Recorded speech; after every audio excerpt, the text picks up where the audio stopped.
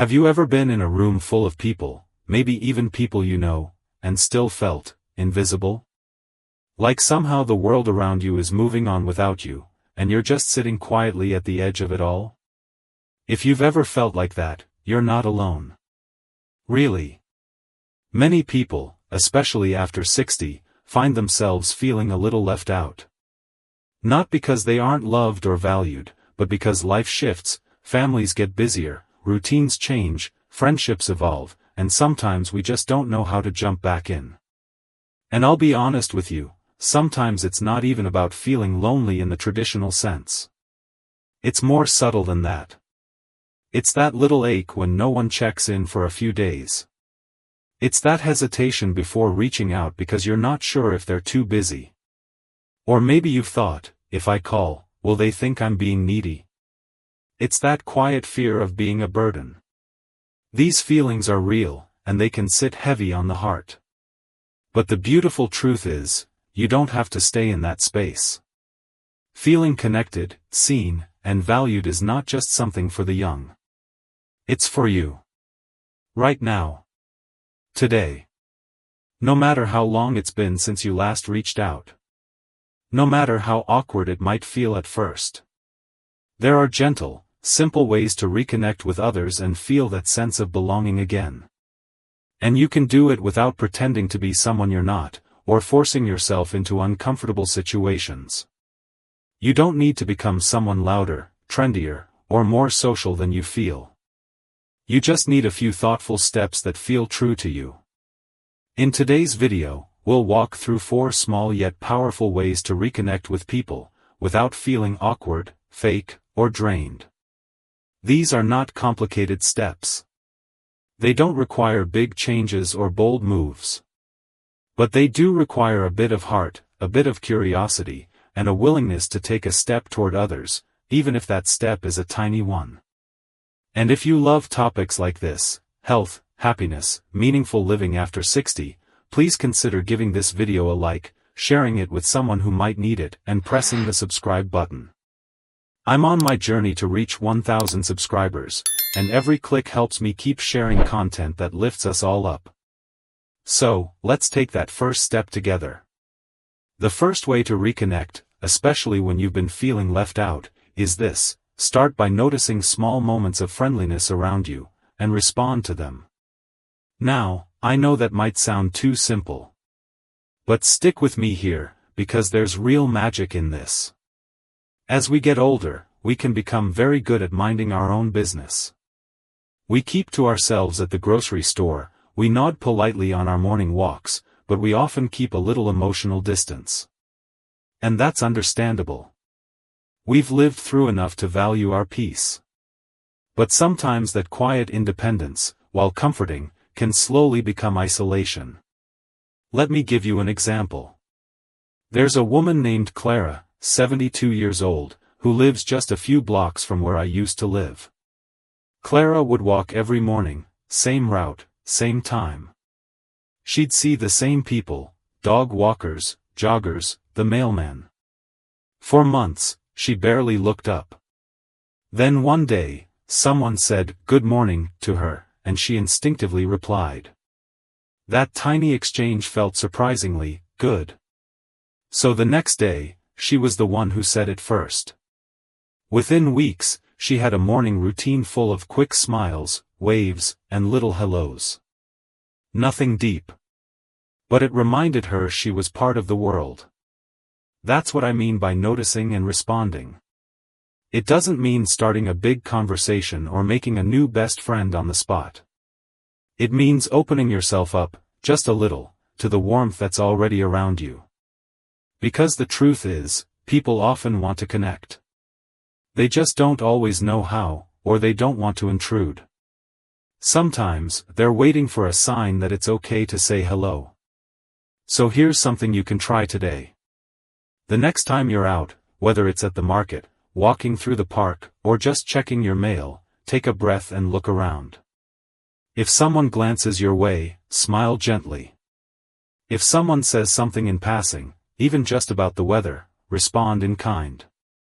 Let that moment stretch just a few seconds longer than you normally would.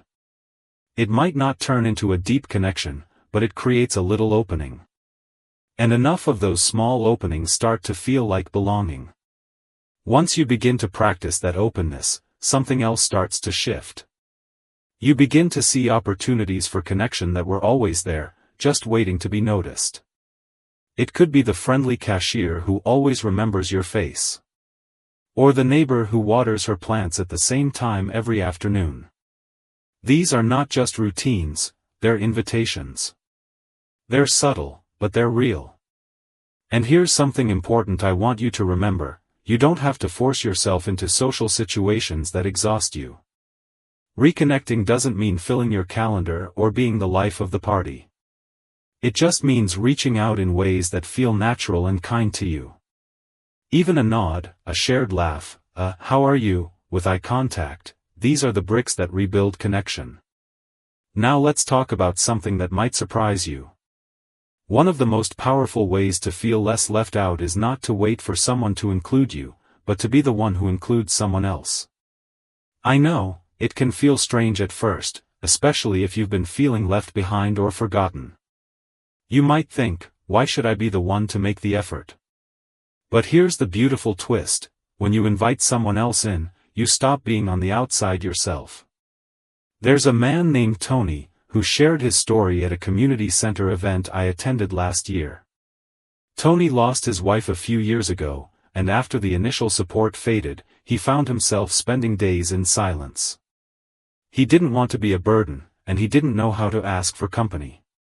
One day, on a whim, he decided to bake a batch of cookies and bring them next door. No reason. Just because. He knocked, offered the cookies with a smile, and said, "I had too many. Thought you might like some." The neighbor, an older woman named Eileen, lit up. That one gesture sparked something. They began chatting weekly. Eventually, they both started hosting tea for a few others on the block. Tony said something I'll never forget. He said, "I thought I needed someone to notice me. Turns out, I just needed to notice someone else." You don't need cookies to do what Tony did. You just need a reason to reach out, and sometimes, that reason can be as simple as offering help, sharing something extra you cooked, or even asking for a hand with something small. People appreciate being needed just as much as they appreciate being helped.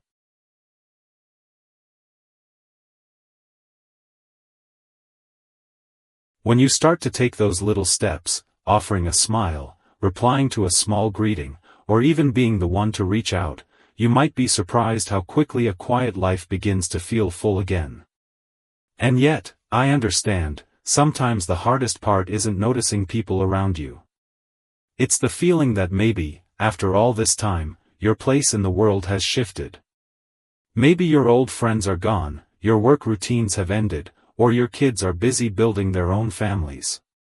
You might wonder, where do I even belong now? That brings us to the next powerful way to reconnect without feeling awkward, by returning to something you once loved, and letting that passion bring people to you. You see, sometimes when we lose our sense of connection, it's not just about others stepping away. It's also about losing parts of ourselves along the way. Maybe you used to love painting, or gardening, or volunteering at your local library. But life happens, your time became filled with responsibilities, or your energy started to change, or maybe you just quietly put your hobby down and never picked it back up. What many people don't realize is that those passions weren't just hobbies. They were bridges. They were doorways into communities, conversations, and moments of feeling truly alive. There's a man I met named David. He used to play the harmonica in a small music group back in his 40s and 50s.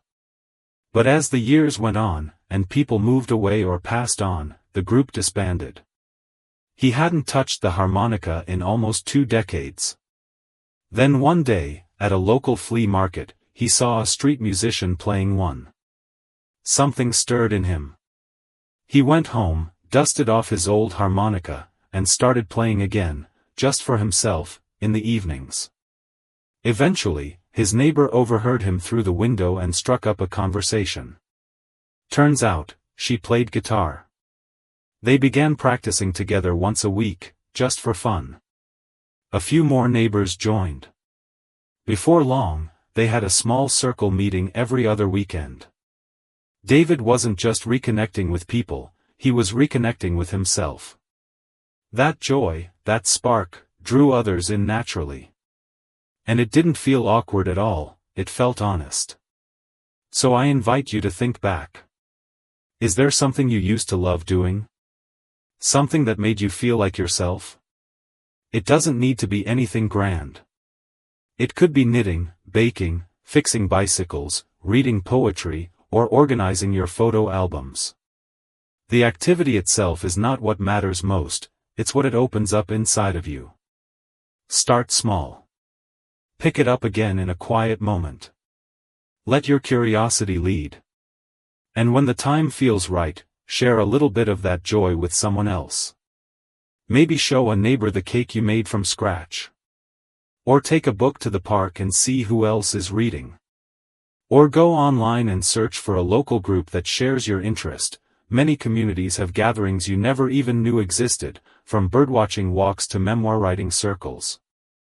And here's something truly beautiful: when you begin to live from that place of genuine enjoyment, people are drawn to it. You're not reaching out because you feel empty. You're reaching out because you have something to share. That energy is magnetic. It brings the right people into your life, and it makes reconnecting feel natural, not like a chore or a performance, but like a gift you're offering. Now, I know some of you may be thinking, that all sounds wonderful, but what if I feel shy? What if I've become too used to my own space and the thought of socializing makes me nervous? That's completely valid. Many people feel that way, especially after spending years with routines that don't involve much social interaction. So the next gentle way to reconnect is this: don't underestimate the quiet power of consistent small gestures. You don't need to dive into a group event or pick up an old hobby if it feels too overwhelming right now. Start even smaller. Think of connection as a garden. At first, it feels like bare earth. But you can begin planting little seeds, one at a time. Smile at the same shopkeeper each week. Leave a kind note for your postal worker. Compliment someone's scarf at the pharmacy. These may seem like passing moments, but they add up. There's a quiet strength in being someone who brings light into the everyday. People notice. And after a while, these gestures create a soft web of connection around you, a community of familiar faces who begin to see you, and feel seen by you. No deep conversations needed. Just shared humanity. One woman I spoke with, her name's Margaret, told me she used to feel completely invisible in her senior apartment building. People passed each other without saying a word. Then she started baking small batches of muffins and leaving them in the shared lounge, with a little handwritten note: "Made these this morning, please enjoy." She didn't even sign her name at first. But one by one, neighbors started asking, "Are you the muffin lady?" That simple act opened the door to many conversations, and now she has morning coffee with 2 women on her floor every week. She never forced anything. She just made herself gently known. I want to pause here and remind you, reconnecting doesn't mean becoming someone you're not. You don't have to be loud, bubbly, or endlessly sociable. You just need to be warm, present, and willing to offer tiny invitations, smiles, greetings, small kindnesses, that let others know you're open to being part of the world again. And here's something else I want to share: it's okay if you've been hurt before. Maybe you've reached out and didn't get the response you hoped for. Maybe friends drifted away. Maybe family members are distant or distracted. I know how deeply that can sting. But please don't let those moments convince you that connection isn't possible. Sometimes people don't respond because of their own busyness or pain, not because of anything lacking in you. Keep planting those seeds. You never know which one will grow. Let me say this from the heart: you still matter.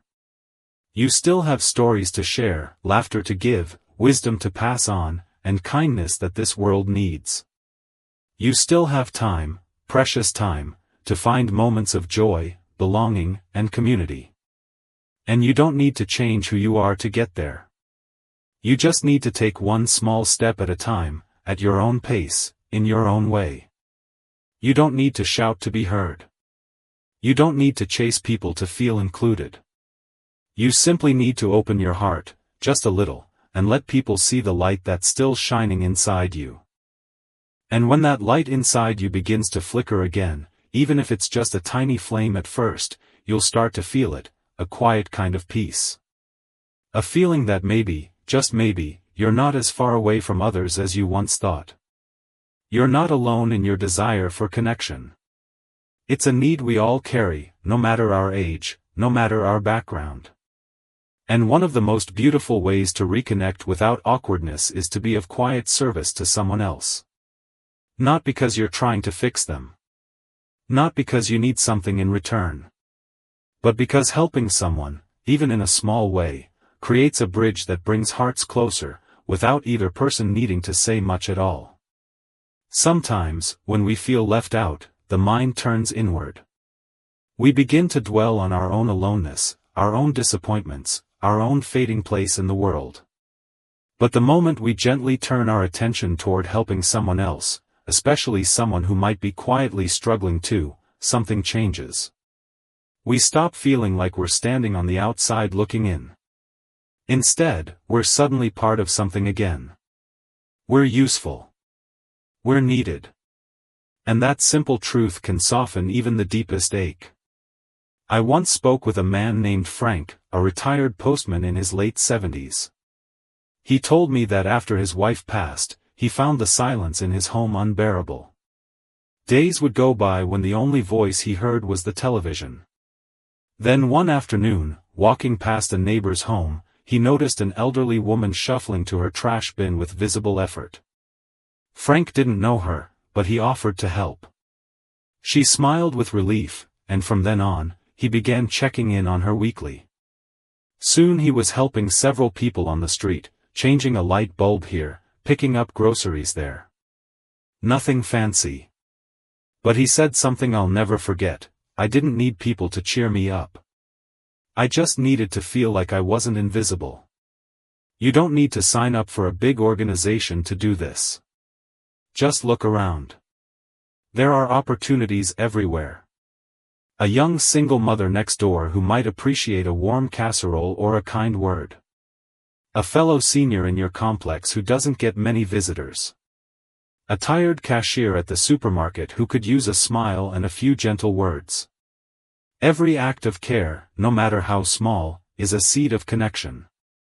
And it grows both ways, toward others and back toward you. And if you're thinking, but I don't have the energy I once had, that's okay too. Being of service doesn't have to mean lifting heavy boxes or organizing events. It can be listening to someone who just needs to talk. Sending a thoughtful message to an old friend. Sharing a piece of wisdom with someone younger who might benefit from your years of experience. Sometimes, simply being present with kindness is the greatest service of all. It's also worth remembering that connection isn't only about people we already know or who live nearby. We live in a time when it's never been easier to find others who share our interests, our values, or even our quiet moments. The internet can feel overwhelming at times, but if used with intention, it can become a powerful tool for gentle connection. There are online communities dedicated to everything from gardening to classic films, from knitting to spiritual discussions, from aging with grace to sharing personal memories. Many of these groups are made for older adults, by older adults. They offer spaces that are welcoming, respectful, and deeply human. You might not think of yourself as a tech person, but don't let that stop you. Ask a grandchild or a neighbor to help you get started. Try joining a simple Facebook group or a virtual book club. You don't have to say much, just observe at first. Get comfortable. And then, when something speaks to you, join in. Say hello. Share a memory. Leave a kind comment. Just like in real life, these online gestures may seem small, but they're powerful. They tell someone else, I see you. I'm here too. And here's the wonderful part, many people online feel just as unsure and hesitant as you do. They're grateful for warmth. They respond to sincerity. And when you start building even one or two new connections, even digital ones, it can begin to shift the whole way you experience your day. There's no shame in feeling lonely.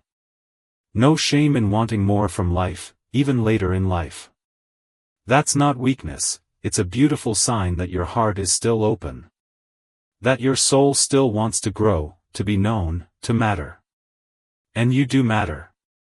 Your story, your voice, your kindness, they still have power. They still have purpose. I want to gently encourage you, right now, to take just one small action. Something that feels doable. Write down one activity you used to love. Or think of one person you haven't spoken to in a while. Or plan to smile at someone the next time you're out. Don't pressure yourself to do everything at once. But do something. Because connection doesn't have to come in big, dramatic waves. Sometimes it arrives like sunlight through a window, quiet, warm, and exactly what you needed. And if you're still worried about feeling awkward, let me offer this final thought. Awkwardness is often just a sign that we're doing something brave. It means we're stepping out of habit and into hope. And there's nothing embarrassing about that. In fact, it's something to be proud of. Most people won't remember your exact words. But they'll remember how you made them feel. And if you move through the world with softness, sincerity, and a willingness to show up, that's what will stay with them. That's what will come back to you. So wherever you are right now, in your home, your heart, or your stage of life, know this, you haven't missed your chance. It's not too late to find friendship. It's not too late to feel seen. It's not too late to belong. You're still here. That means there's still time for beautiful moments, rich conversations, unexpected laughter, and quiet joy. Time to build new memories. Time to reconnect. And it starts, quite simply, with a gentle yes. A yes to yourself. A yes to possibility. A yes to letting others in again. And if this message has touched your heart, I'd be so grateful if you gave this video a like, or shared it with someone you care about. And if you haven't already, I invite you to subscribe to the channel, because we talk about real things here, health, emotions, purpose, peace, and I'd love for you to be part of this community. We're on this journey together. Feel free to leave a comment below. Share a story. Tell me how you found your way back to connection, or how you're hoping to. I read every comment, and I always reply when I can. Because this space here, it's one more place where you don't have to feel left out. You are welcome here. You are enough, just as you are. And the best part? The world still needs exactly what you bring. Here's to finding joy in the smallest gestures, and living your most connected life, at any age.